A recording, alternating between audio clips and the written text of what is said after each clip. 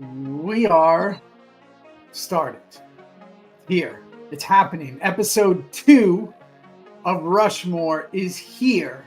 And in this episode, Tommy, what are we taking on, sir? We're going to jump on a great American pastime, which is a good old-fashioned sitcom. We're going to be ranking our favorite sitcoms from back in the day. Back in the day? Why can't they be in the day? Why do they have to be back in the day? You know, I guess they're your favorite sitcoms in any day. All right. So I think we should shake it up. But before we do, and D, you're going to get started. I want to clear something with the people who watch this, because we are all self-admitted pro wrestling marks, right? Marks. And a lot of people marks. And when we talk amongst ourselves, sometimes we talk in wrestling terms. And a lot of people might not know what those wrestling terms mean. Yeah, real quick, brother, they might not even know what a mark is. If you don't know, a mark is just like a super obsessed fan. Okay, so It's that's our, what we're going to it's do. our carny talk, right, guys? It's our carny talk, our carnival carny talk of if you don't know that. So what we're going to do quick is I'm going to say a term, and one of you are going to say what it is so people are aware when we use them throughout the show what they mean. So Tommy, you were right there. Let's start with you. What is a mark? A mark is a fan. It comes from the old carnival term of a carny would see a sucker in the crowd and be like, "Ooh, that guy's a mark. I bet you I could swindle him out of some money." So a mark's just someone who's like really into something. And we are marks of a lot of things, but mainly pro wrestling, which is the one thing we share. Okay. And of course, What movies too. Movies Yes, as well. well, monster marks for movies, especially certain directors and certain genres. Okay, so D, what is heat? What's getting heat? Oh, heat is when you know, in wrestling, there's the baby faces, the good guys, and the heels, the bad guys. Heels get heat, meaning they get, you know, booed and trash thrown in the ring. So if I come out and I say I hate Lucky Charms, I'm expected to get a lot of heat on that. You got heat. You get heat for that. Right. What about what's big pop? Like if you get a pop. A big pop is when you get a big cheer from the audience, a big level of excitement. Sometimes it could mean laughter. Sometimes it could be like, "Oh shit," kind of a pop. Right. It's just a big reaction.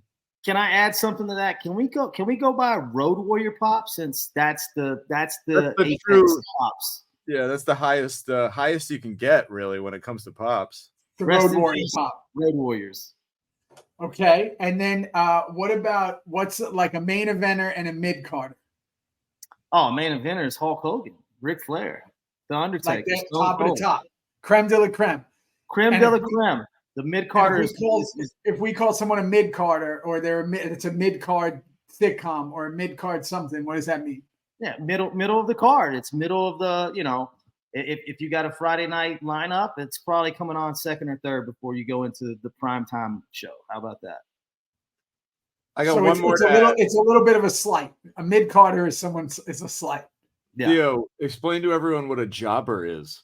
A jobber. So a jobber is someone who jobs out, right? So someone is going to job out. The perfect jobber in my brain always was, just to use wrestling, and I know we're talking about sitcoms, be someone like the Brooklyn Brawler or a couple of, well, right? Brawler's a jobber, right? Yeah. He jobbed. It's a Barry central job. Horowitz. Barry The Horowitz. ultimate, yeah.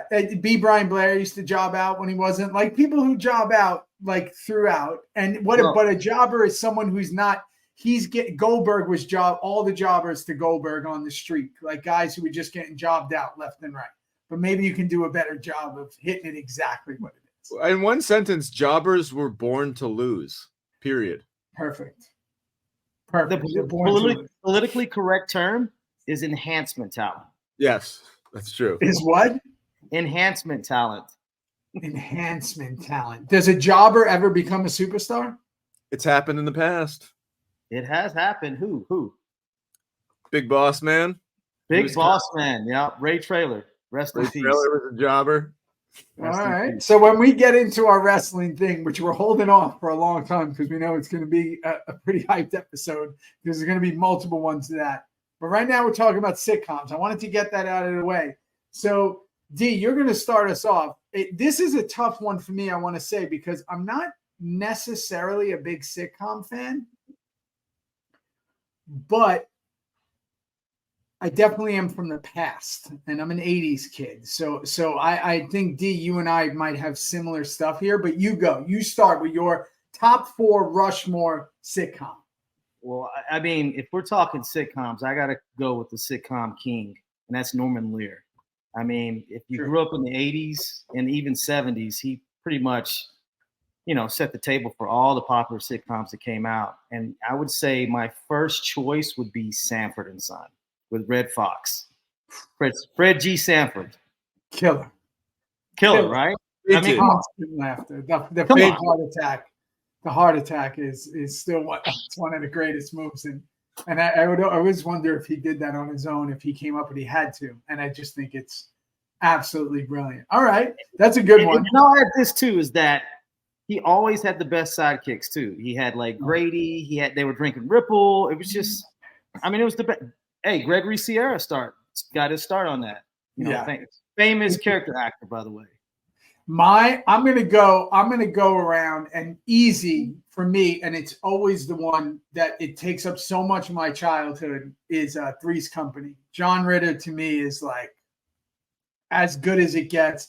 I used to bug Katie Segal all the time when we were doing Sons to tell me stories about John, because she did 8 Simple Rules with him, and she just talked so highly of him. And I just thought that I just was so invested in the show that when like Janet came on and Chrissy Snow was gone, and I'm such a big Furley fan. Like Don Knotts to me is like, I love Ropers. I'm a big Roper fan, but what Don Knotts was doing. So Three's Company to me it might be my number 1. I'm not going to put him in any order, but Three's Company to me was the top. I couldn't stop laughing. And probably at the age I was, probably shouldn't have been watching some of the stuff they were saying. The innuendos? Oh my God. The innuendos. Go ahead, T.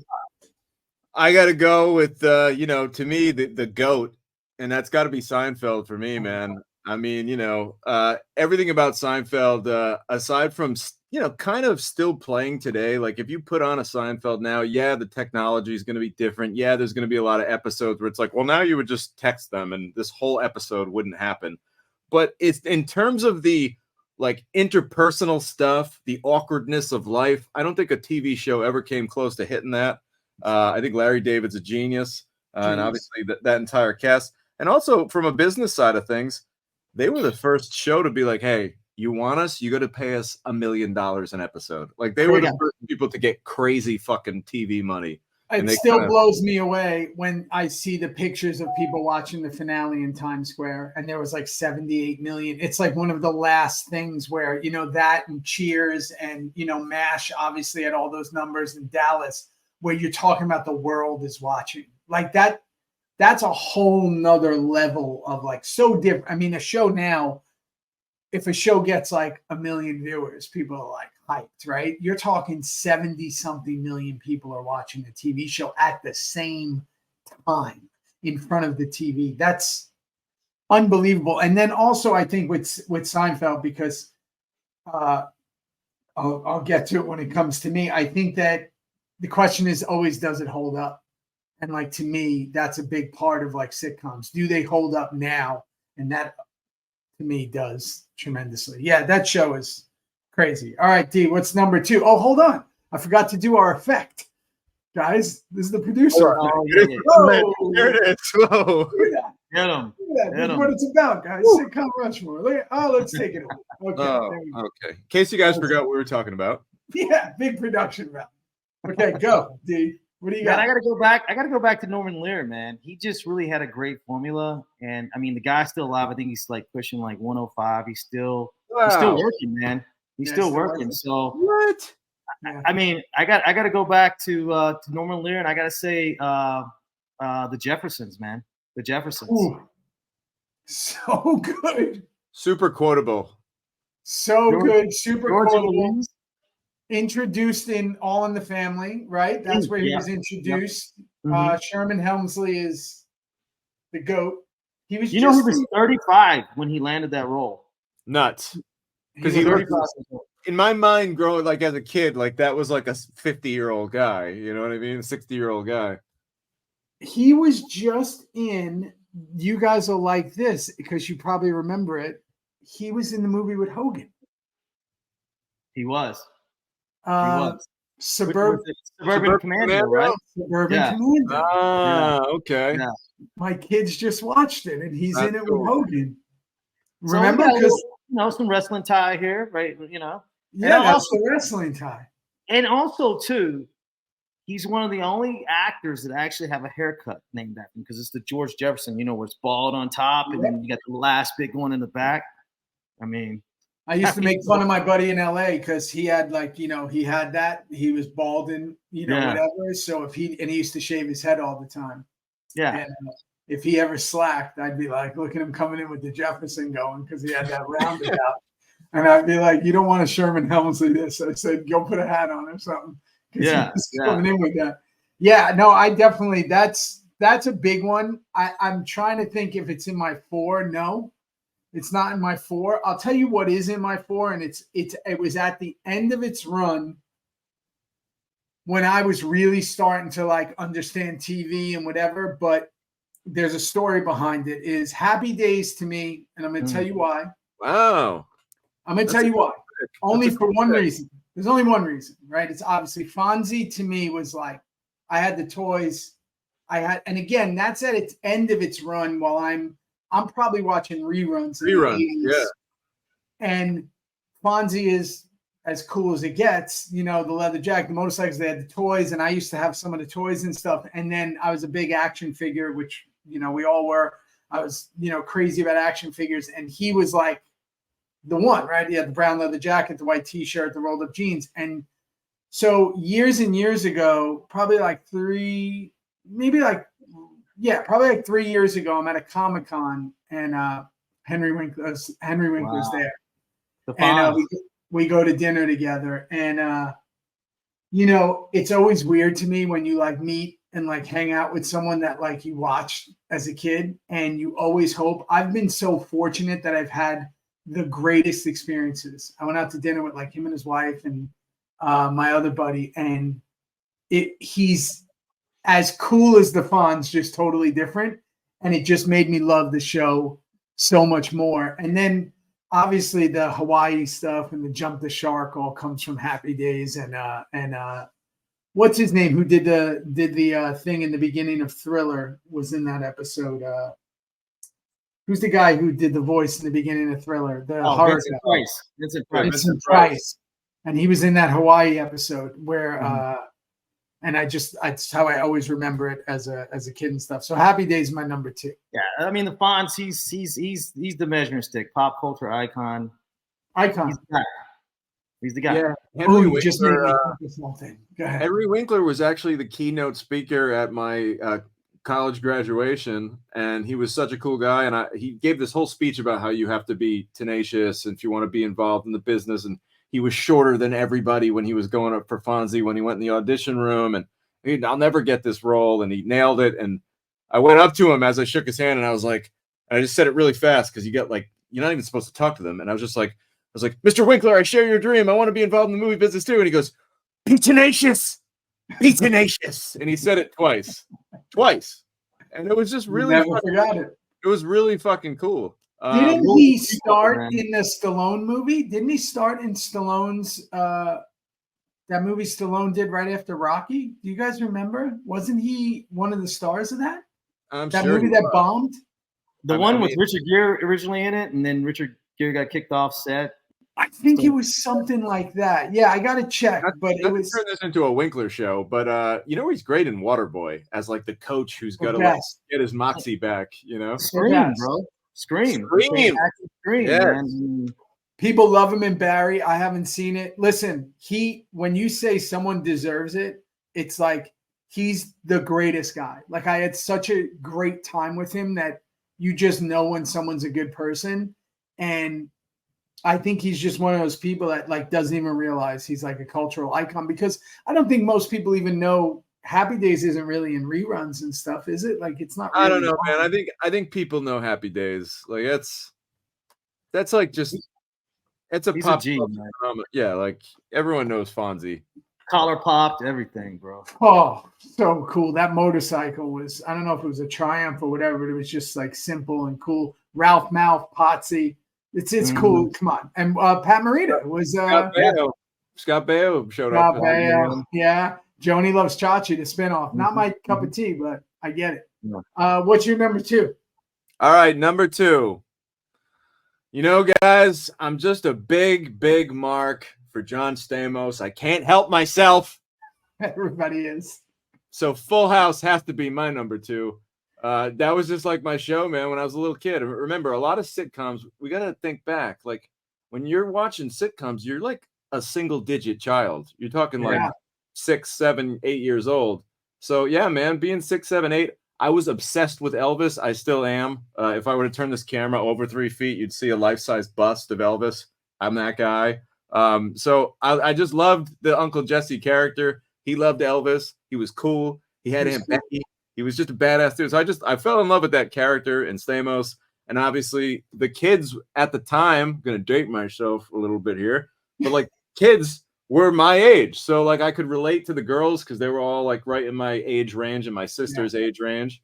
And that show was just Chicks dug him. Stamos?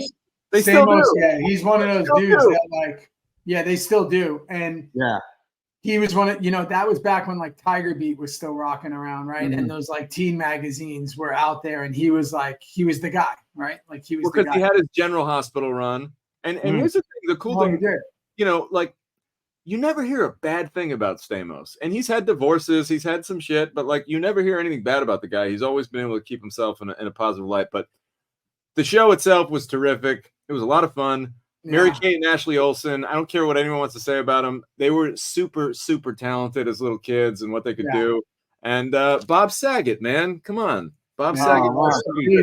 Rest in peace, Bob Saget. So those guys were like, my TV dads. I love that show. And what's crazy is Stamos has like that Ralph Macchio thing where he doesn't really age, like the Paul Rudd. Yeah. You know what I mean? They don't age. He's 60. He's got they don't age, right? Rob Lowe has that, like where they're just not aging, which is fantastic. And they just don't age. And then Theo Rossi. So I'm listen, I am now. This show is gonna make me age. Is I think that when and everybody, I don't know if anybody knows this, but so I started acting late, right? Like, later than most people. And my first big job ever was the Olsen twins movie called The Challenge. And it was in 2001, and they were 16. And apparently the casting director also thought I was 18 or 17. I was not. And I was playing a senior in high school vying for like a college scholarship on this Survivor type show. And we spent 2 months together in Cabo San Lucas in Mexico. Oh, wow. And it was one of the wildest things ever in my existence. In 2 months in Cabo with the Olsen twins and a couple other youngsters. And I was definitely the oldest by far.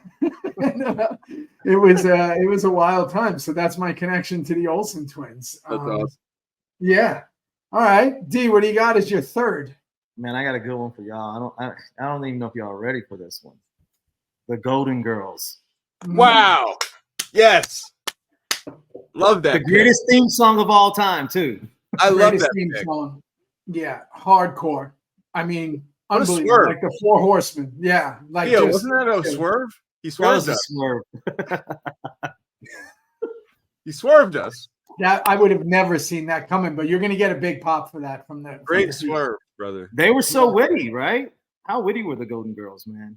So witty. Just had enough. B. Arthur had enough of everyone. I mean, you just had enough. Like I love the characters. The grandma. The grandma was so sassy. The best. She doesn't I care. think B was actually older than the grandma. Right. I remember hearing that. Worthless trivia here. I think that's a wonderful nugget, but I would have forgotten all about that. Yeah. You know what I used to get confused, and obviously this is just because I wasn't necessarily like watching them on the regular like I was, certain other sitcoms back in the day, because you got to remember TV was like a lot of sitcoms back in the day. That's not the case anymore. But what was it? And again, it's not on my Rushmore at all, but what was the grandma show? Mama's Family. Mama's Family. That was a weird show. That show gave me like weird vibes as a kid. That was a weird show, right? I don't know why. Like Carol Burnett spinoff, I think, or something like that. Yeah, I don't really know much about it. Certain shows scared me as a kid, and that was one of them. Yeah, I don't know. I'll throw you off a little right now, and only because, and maybe I won't throw you off, but it's definitely a sitcom, and it definitely was must-see TV for me. Was Alf? Oh, Alf was great, man. Love Alf. Gordon Shumway. Gordon Shumway could scratch his wrists. I was obsessed with Alf, bro. I was like all in on Alf. I mean, peak Alf, 87, 88 was about as top as you can get, man. And he was it was edgy. It was edgy. He ate cats and stuff. He ate cats. How about, guys, I had the Alf doll. It was like a big furry doll, and it had a Velcro pack, and you'd pull the Velcro down, and you'd put a fucking tape, a cassette in there. Yes. And Alf would fucking talk. Oh, yeah. Melmac. He's from Melmac. That's big time right there. Yeah. Can scratch his wrist. Gordon Shumway. I use it as an alias sometimes. Adorable. He was adorable. And it's coming back, right? Isn't it coming back? Yeah, Ryan Reynolds is doing something with it. I was a big Alf mark, and I think it was because of the crossover. It reminded me a lot of like what they were doing with Joe and Transformers. Like there was the toys there wasn't many sitcoms that like had toy lines with it, right? Yeah. And this was also when Gremlins was out, and I was obsessed with Gizmo and stuff. So it was all kind of happening around the same, or maybe that was a little earlier. I don't know, but like the furry thing, you know, the same wheelhouse, because I think that was like 84 and Alf was like 86 or 87. So what a time. To me, Alf is my third. That era from like 84 to like 89, I think is probably the greatest era. It's like peak humanity. 85 to me, and again, you don't even have to be alive. 85 peak humanity when you go back and like look what was going on like in pop culture, because it was the beginnings of a lot of things. Now I'll get a lot of heat for that, and that's fine. But like there was so much going on with MTV and Max Headroom, and like all this new stuff was popping up, and it was like the beginnings. And you know, you got Michael Jackson, Prince, Madonna. You just have this whole thing going on, and it was yeah. And also too, like when you talk about music, everybody had their own identity. Like Duran was doing a thing. You know, hip hop was coming on the scene. Run DMC. Public Enemy. Billy Idol was out there. You know, you had all these weird personalities that were just. And again, it was MTV. You were getting to see them, not just hear them. And then in sitcoms, everything was so different. They weren't really similar. Like I wasn't a big fan of the Bob Newhart show, whatever, but I would watch it if it was on because of the cousins. Like the three guys make me like.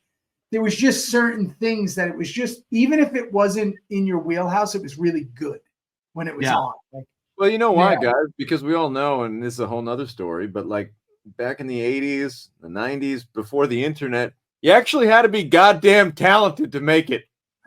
You're right. And you know what else?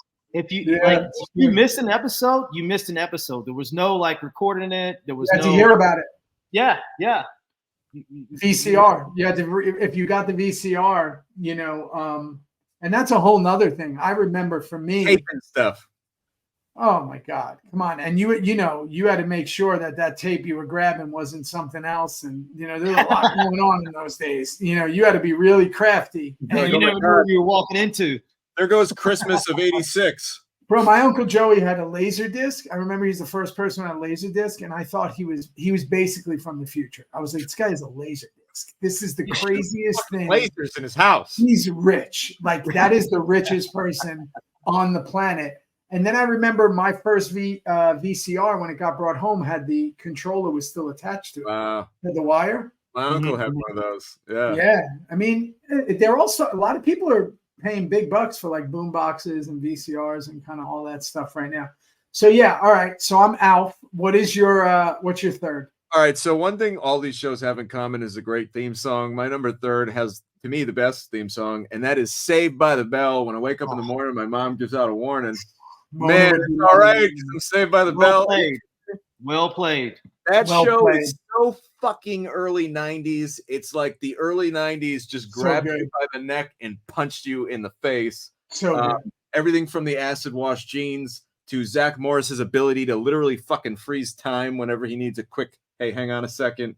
As a kid, again, I was the perfect age. Like I was probably like 8, 9, 10, 11 years old and like just wanted to be Zach Morris. Would have just done anything to be him. And when I used to go to school, I would in my mind pretend I was Zach Morris. And I even had a geeky best friend just to be like Zach. I only hung out with this kid because he was a fucking geek. And I was like, oh, perfect. He's my Did you have a shredded friend who could dance like crazy, Mario Lopez? Because he's got the Stamos thing going too. I've hung out with Mario a few times. That dude he hasn't aged a single. What a cast, man! Tiffany Amber Thiessen, like my first love in life. Tiffany Amber Thiessen, Kelly Kapowski. That's top. Kelly Kapowski was like the one. Yeah, like we would all just propose to her. Yeah, and you know, Jesse Spano up in this motherfucker. Yeah, I'll make sure when we do the reverse Rushmore, I'll put California Dreams up there for you. Woo, I like California Dreams. It was such a rip-off show. No, that was a great rip-off, though. Yeah. That was the Dr. Thunder to the Dr. Pepper of Saved by the Bell. I've oddly become friends with Mark Paul and a couple of them because we have the same Comic-Con promoter. That's so awesome. We do a lot of them together. And I would mark the fuck out for no pun Mark Paul. Mark Paul is one of the greatest, bro. I would super double mark. Great guy. Great guy. That's great, awesome. Great guy. Such a good dude. They're all really cool. Every one of them, and that's Kelly Spano. They're all great. And rest in peace. Rest in peace to Screech, man. Tough life. Tough life. Screech didn't make it out of that one. Yeah, tough life. It's like that's that whole thing. I mean, and this is a whole nother one. That business just fucking grabs you. Oh yeah. And he got grabbed. I think Dennis Haskins passed away in the last few years too, Mr. Bell. I used to drink with him in a bar called Red Rock all the time. Yeah. Let me check that out so I don't start any Mr. Bell. Yeah, check that out. Man, I used to see him at this karaoke bar in Burbank. I forgot. I think it was called Dimples. Yeah, Dimples. I used to go there. Yeah, I used to drink with him. I used to drink with Haskins and back in my day. And the other dude I used to drink with was the guy from Beverly Hills 90210 who owned the diner, Nat. Guys, Dennis Haskins is alive and well, so I apologize. Tommy. Yes. Oh man, I apologize. We don't even edit these episodes. You're gonna get heat for this, bro. You're gonna get heat. For I killed Mr. Belding. You killed Mr. Belding. Jesus Christmas, get it together. Major heat.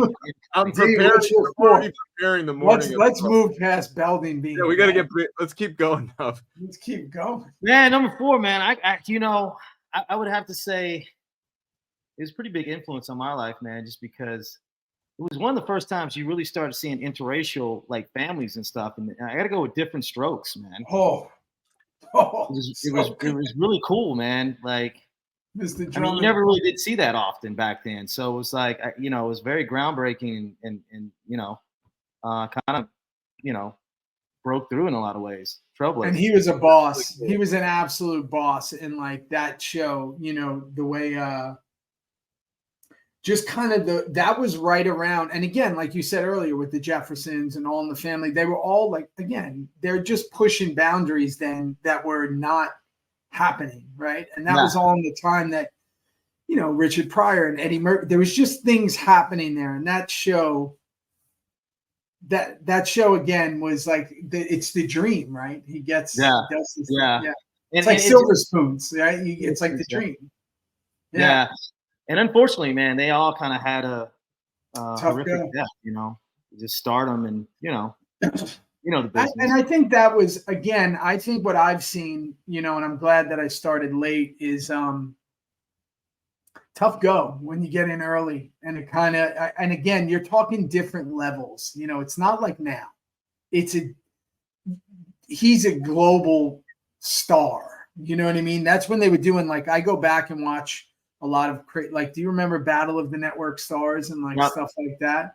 Mm-hmm. I'll watch that stuff and like, Tony Danza's on there and and Todd Bridges is on there and they're playing softball again. And it's like, they were like stars, not just on their show. They were on everything. They were on Hollywood Squares. Yeah. And they were everywhere.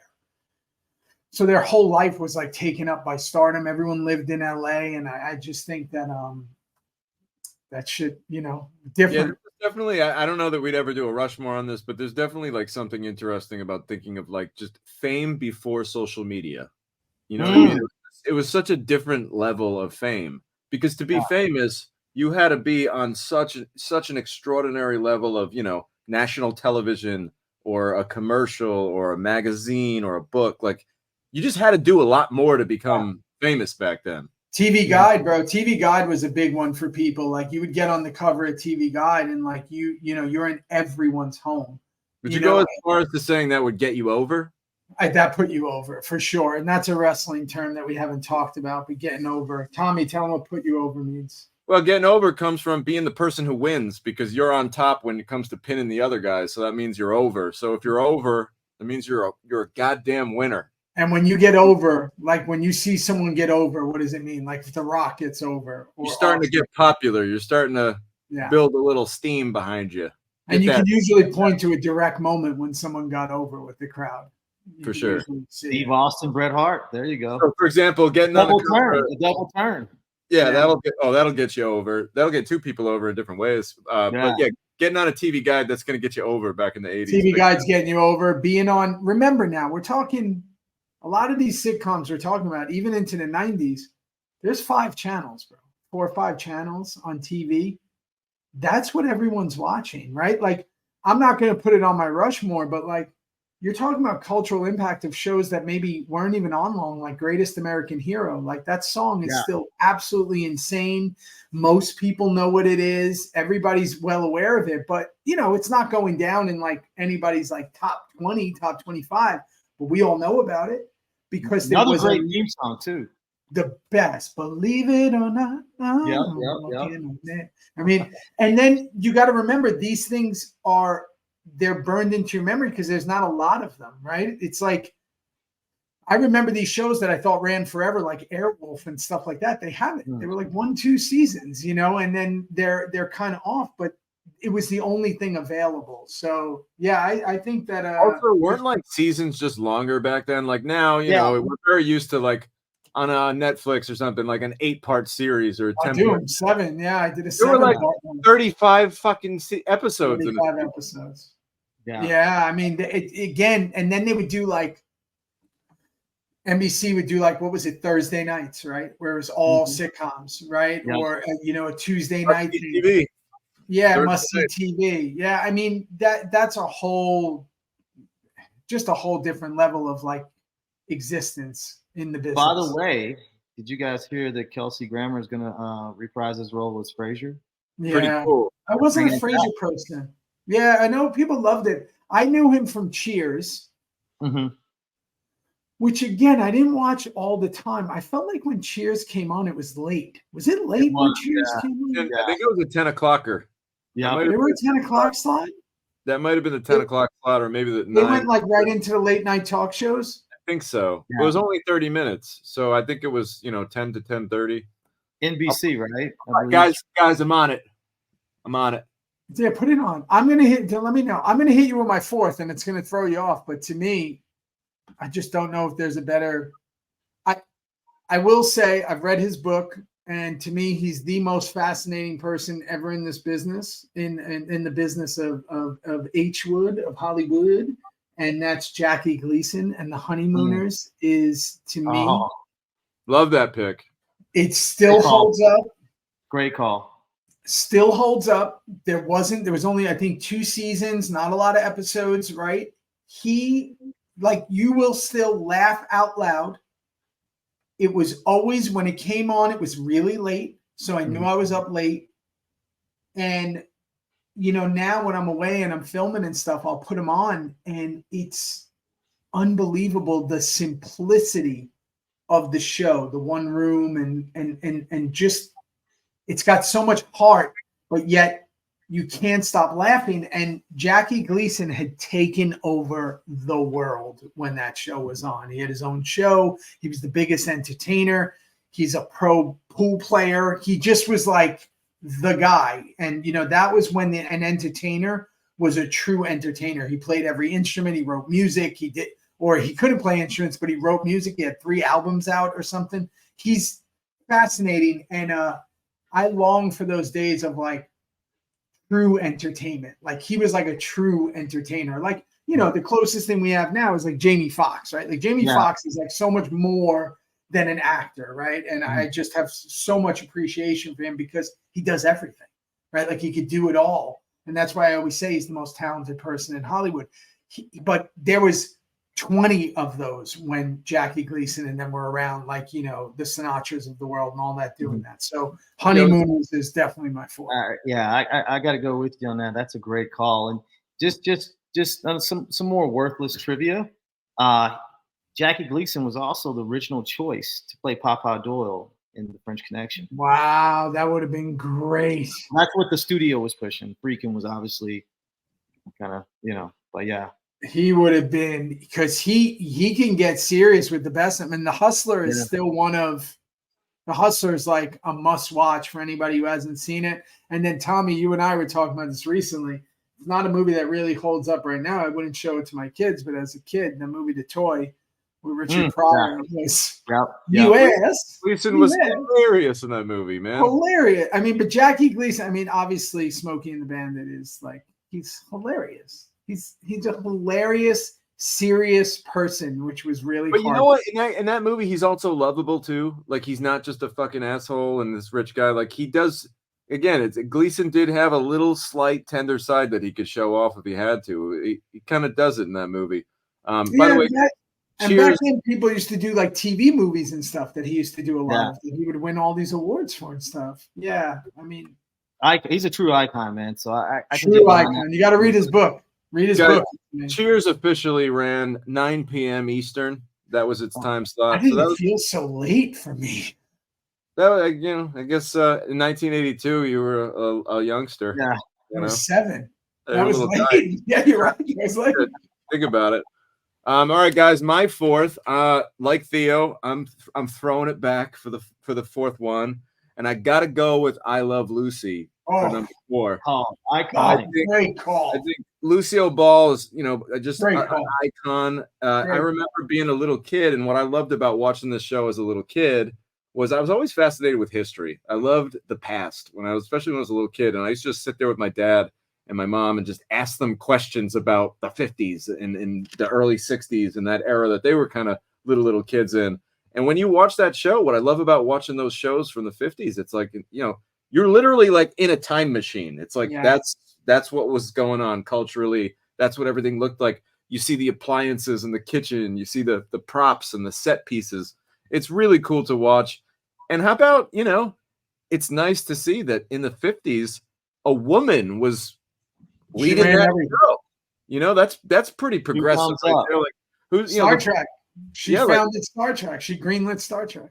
That's awesome, dude. That's awesome. Yeah, she was a true entrepreneur, man. I mean, Desi Lou Productions, Desi Lou, It's just so rare for a woman to be kind of given that position in that era as the lead in that show. I mean, and I mean, who doesn't remember? There's so many famous, iconic moments, but you know, the baking episode on the assembly line. There's just like iconic moments that have stood the test of time. Her nose on fire when she had the fake nose. I mean, she is her, you know, Betty Davis. Like there were certain people like it's not that she was taking it. She had that attitude like this was hers and she was taking it. She ran everything. You know what I mean? And her story, that Nicole Kidman just did that movie with Javier Bardem played Desi Arnaz, was really good.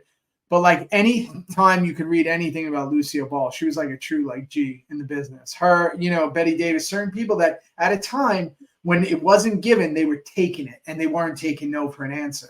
I mean, I love the I Love Lucy call. That's incredible. I'm mad that I didn't put it on mine. That's great. Yeah, we got that era covered between our. All right, so wait, that's everybody's 4. I've definitely missed a few that I wouldn't put on. They're right there on the outskirts. Honorable mention. I'm not going to do that. The foothills. The foothills. Yeah, I don't want to do.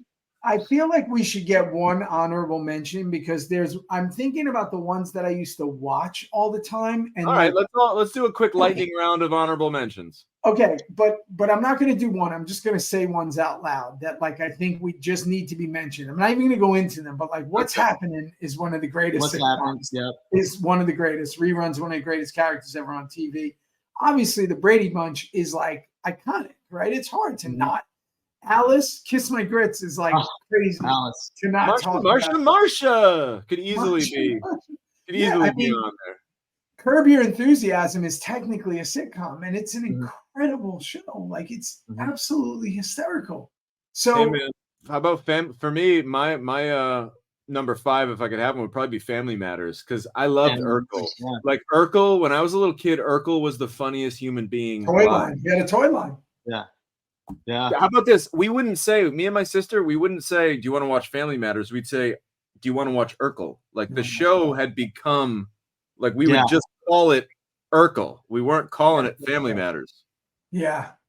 Yeah. I mean, there's so many. And again, because I think the 80s and 90s, 70s were like, for me, even like Laverne and Shirley, like we're talking about ones that like just kill the show.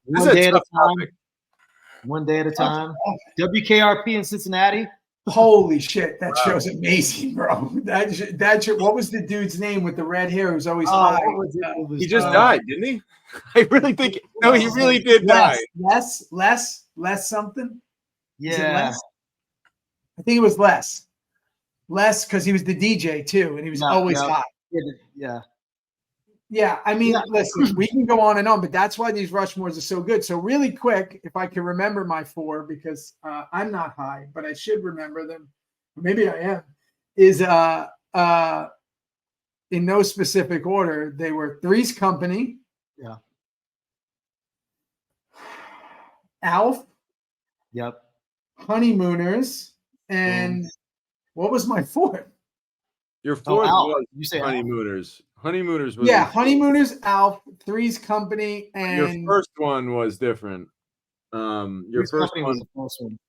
I can't remember, but whoever watches no, doesn't matter. You guys say yours. I'll figure out my 4th. What was your 4th? I am high, and it's hard to remember. My 4 are Seinfeld, Full House, Saved by the Bell, and of course the iconic I Love Lucy. Yeah. And I think I went with I start off with Norman Lear, Sanford and Son, Jeffersons, Golden Girls, right? Yeah. Golden Girls, and Different Strokes, man. And Different Strokes. Yeah, I can't remember my 4th, but it's not a surprise. It's bugging me, man. I gotta know. Okay. Let we're gonna reverse it though. We're gonna reverse it. Let me start off with a quick reverse. I mean, we can just go 4 in a row right here, real quickly. Just like throw reverse bad ones. Yeah. Worst sitcoms. I'll just say one. I mean, you go. Trapper John MD. Trapper John MD is one of my go-tos when I never saw that show in my life, but it sounds insane. It's what I use it to make fun of people who think they're doctors. I say it all the time to like someone who thinks they have an answer for like anything. Trapper John MD. They never get it. No one gets it except for Mona. But I love the Trapper John MD. Oh, you know what's on this? Quick side note: Taxi could have easily been on a fucking list. Fuck. I forget Taxi. Taxi. We like watched the ball on Taxi. And that's another wrestling tie-in, right? Because we got Andy Kaufman. Andy Kaufman. Jeremy King Lawler. Greatest. Everybody thought it was real. Everybody thought it was real. They worked everybody. David Letterman. Everybody. I would say for me, and I don't know why it bothered me, but it's definitely a reverse Rushmore for me would be Small Wonder. Yeah. Do you remember it? I remember it. Wasn't into it. Not into it. Tommy, you got a reverse Rushmore? Yeah, there was a show that I just didn't really like that was on the what was it? I never liked the show Step by Step. It had Cody, and he was like a dumb guy. It had the guy from Dallas on it. It was one of those shows. So like when I was a kid, there was a lineup on Friday nights called TGIF. Yeah. Like Thank God It's Friday, and that's Family Matters. Matters. What it stands for. Yeah, guys, it stands for so basically, like, you know, that was like one of those shows that they try to sandwich in. You know how sometimes they'll try to sandwich a shitty show in between two good shows, and not for me, brother. That's your reverse Rushmore. All right, so this one was other one we forgot. The one other one we forgot is Wonder Years, man. I know they brought it back, and I'm sure that was really good. What you do with your couldn't that be like a drama too? You think it's a sitcom? Yeah, that's true, man. A half hour. Wonder Years was an hour. It was a half hour, wasn't it? No, it was a half an hour. It was a half an hour, but I got to say, I'm with you on that, Theo, in the sense that, like, that show was actually oddly ahead of its time. Where it was it was almost like positioned as a sitcom. Mm-hmm. There was some fucking dark shit. No, it was a hell of a show, man. And Joe Cocker, Joe Cocker.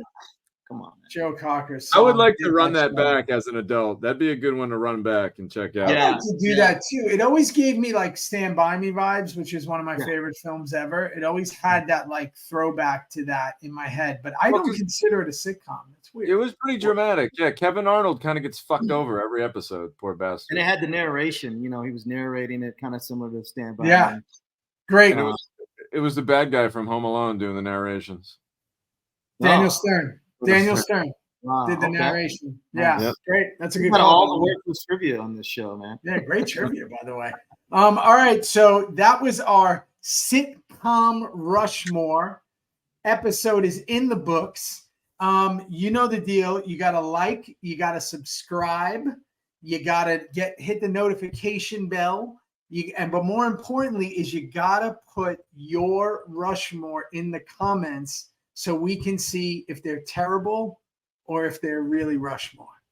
And what else, Tommy? What else do people have to do? Well, guys, we also have a Patreon channel that you should check out. We would love to get you over there. And there's all kind of secret perks and things like that, where if you go over on Patreon, you join up, you get all sorts of bonuses. You know, I'd be shocked if you we have a couple promotions that we're really excited about. I don't even want to say it here. I want you to just don't say it on the Patreon. One of them is really funny.